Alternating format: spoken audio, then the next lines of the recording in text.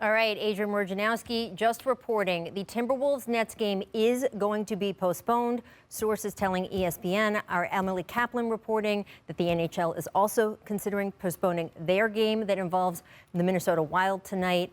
Guys, this is really, really interesting to see the way this has developed. First of all, in terms of the way these sports leagues are being more active, responding to issues that have resonance for their players, right? They're not waiting for the Bucks team, so to speak, to sit in the locker room and have to decide whether to play or not, like we saw in Orlando. They're taking action now and stepping forward now. I certainly think there was probably some conversations with the Players Association as well. And the details of the shooting are still, of course, coming out. We do know that a 20-year-old unarmed black man was shot, Daunte Wright.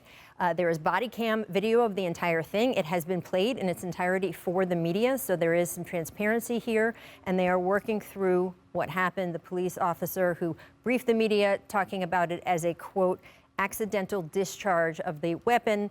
The police officer, according to the police, and we will now see how this develops, they are saying that the officer involved meant to fire her taser and instead fired the gun that killed Daunte Wright. So we will see how players react to this. But what do you guys think about the NBA being proactive and just postponing the game?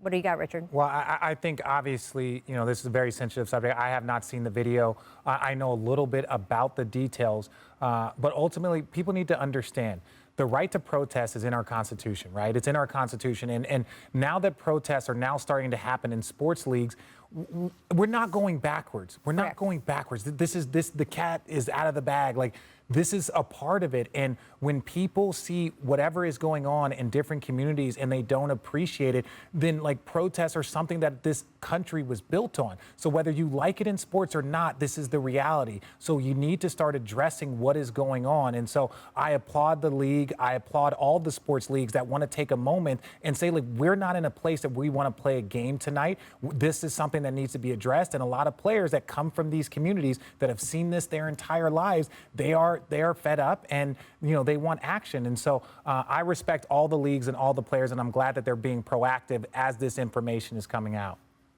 Yeah, I'm with you on that. I applaud the league. I applaud the association.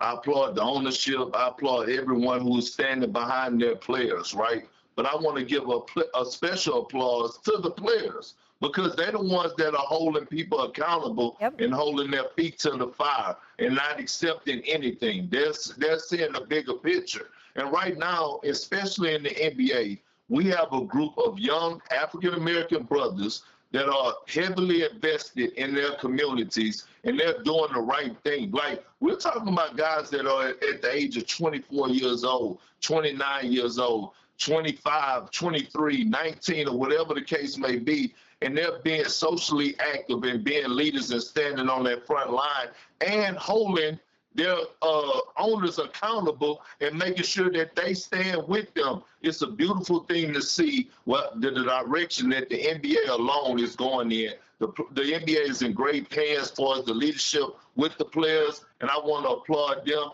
I don't really have a comment yet because I don't know the full story. I haven't seen the video on what happened, but I will say this. Another shooting in Minnesota while a trial is going on is very disturbing to me. And I mean, I don't want to comment because I haven't seen it, but to say that this is happening from right now, that this happened and they have a trial going on from a similar situation, is something going on. Yeah, and my thing is this: when you look at Martin Luther King, and every year on his birthday, it doesn't matter your political involvement. It doesn't matter, what side of that political side that you're on. Everyone applauds Martin Luther King and what he did over the course of his career. And there were athletes that were involved in what his message were. And if Martin Luther King were alive today, and I know a lot of these things are said, where do you think he would be? What side do you think he would be on? How do you think he would be acting? How much do you think Martin Luther King would be supporting these athletes in these moments? And a lot of times you got to think about that. I know Muhammad Ali was criticized for some of the things that he did and said over the course, but upon his passing, he is one one of the most revered Americans in human history across the world. And so I just think we have to look at our history and look at where we are today. And even if you don't believe in this, or if you're not for sports and politics, at the end of the day, it's always been there. There is just a greater light on it now. I want to say this, though. Civil rights is not politics. This country promises in the documents from the founding fathers a certain bar for its citizens, and athletes trying to push us all more toward that bar is a good thing. And there's just no way you can ask athletes to be involved in their communities in so many other ways, but not care if people are getting shot in the street. We don't know the specifics of this yet. We are going to find out a lot more in the coming days, of course. But you're right, Perk. The fact that the Derek Chauvin trial is going on for the murder of George Floyd makes this particularly sensitive. And in fact, we've had the Minnesota Twins postpone their game as well against the Red Sox. Nets Timberwolves, according to Woj, could be played on Tuesday in Minneapolis. Nets play in Philadelphia on Wednesday. Timberwolves host the Bucks on Wednesday, which is, again, a bit of irony there, considering the hand that the Milwaukee Bucks played in stopping the sports world during the bubble. And I absolutely am sure that had an influence on what happened today. All right, guys, coming up, we're going to talk a little Steph Curry because he is only 19 points shy of passing Wilt Chamberlain for the Warriors' all-time leading scoring record.